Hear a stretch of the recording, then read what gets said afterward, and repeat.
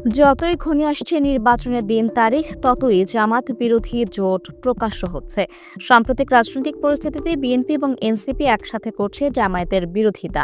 এমনকি নির্বাচনকে কেন্দ্র করে বিএনপি ও এনসিপির জোট হবার সম্ভাবনাও আছে, যার ফলে জামাতকেও আগাতে হচ্ছে নতুন পরিকল্পনা নিয়ে। আর সেখানে গুরুত্বপূর্ণ ভূমিকা রাখতে যাচ্ছে ইসলামী ছাত্র শিবির। কেন্দ্রীয় সভাপতি জাহিদুল ইসলাম সম্প্রতি বলেছিলেন, দেশব্যাপী শিবিরের 50 লাখের বেশি কর্মী সমর্থক আছে। ধারণা করা যাচ্ছে সবাইকে নিয়ে এবার মাঠে নামবে জামাত ইসলামী। এমনকি সাবেক শিবির নেতাদেরও কাজে লাগাতে পারে দলটি। সম্প্রতি এরকমই এক রূপরেখা দিয়েছেন ঢাকা বিশ্ববিদ্যালয়ের সাবেক শিবির নেতা ওমর ফারুক বিশ্বাস। তিনি বলেছেন, জামাতের উচিত বর্তমান এবং সাবেক সব শিবির নেতাদের নিয়ে বসে আগামী নির্বাচনের জন্য একটি সুপরিকল্পিত, বাস্তবায়নযোগ্য এবং উন্নত ইস্তেহার প্রণয়ন করা। এই উদ্দেশ্যে 15 সদস্য বিশিষ্ট একটি কোর কমিটি গঠন করা যেতে পারে। নাবে আমির ডক্টর সৈয়দ আবদুল্লাহ মোহাম্মদ তাহেরের নেতৃত্বের সেই কমিটির সদস্য সচিব ও সমন্বয়ের দায়িত্ব দিতে হবে অ্যাডভোকেট শিশির মনিরকে।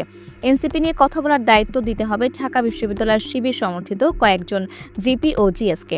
এজন্য যত ধরনের সহায়তা প্রয়োজন তা ঢাকা বিশ্ববিদ্যালয় শিবির দিতে পারবে। এক্ষেত্রে জামাত কোনো মন্তব্য করবে না। জামাতের নির্বাহী পরিষদের নেতৃবৃন্দ শুধু বিএনপি ইস্যুতে কথা বলবেন। ছাত্র সংসদ নির্বাচনে বিজয়ী ছাত্র নেতাদের ভবিষ্যৎ রাজনীতির জন্য কিভাবে কাজে লাগানো হবে তার পরিকল্পনা প্রণয়ন করতে হবে। বেফাঁস কথা বলা দলীয় পরিচয়ধারী বক্তাদের জন্য আলাদা ফান্ড গঠন করে তাদের নির্বাচনের আগ পর্যন্ত ওয়াজ মাহফিল থেকে বিরত রাখার কার্যকরী পদক্ষেপ নিতে হবে। নির্বাচনী এলাকায় অবস্থান ও প্রার্থীদের নিরাপত্তার ব্যবস্থা করতে হবে।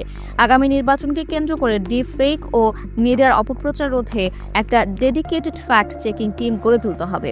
300 আসনের জন্য অন্তত 600 জনকে স্পেশাল ট্রেনিং এর আওতায় আনতে হবে। এই টিম বেতনভুক্ত হবে। অন্যান্য খাতের খরচ কমিয়ে হলেও এই ব্যবস্থা করা জরুরি। আর এইসব কাজের সবচেয়ে গুরুত্বপূর্ণ ভূমিকা পালন করতে হবে দেশ জুড়ে ছড়িয়ে ছিটে থাকা দক্ষ শিবির নেতাকর্মীদের।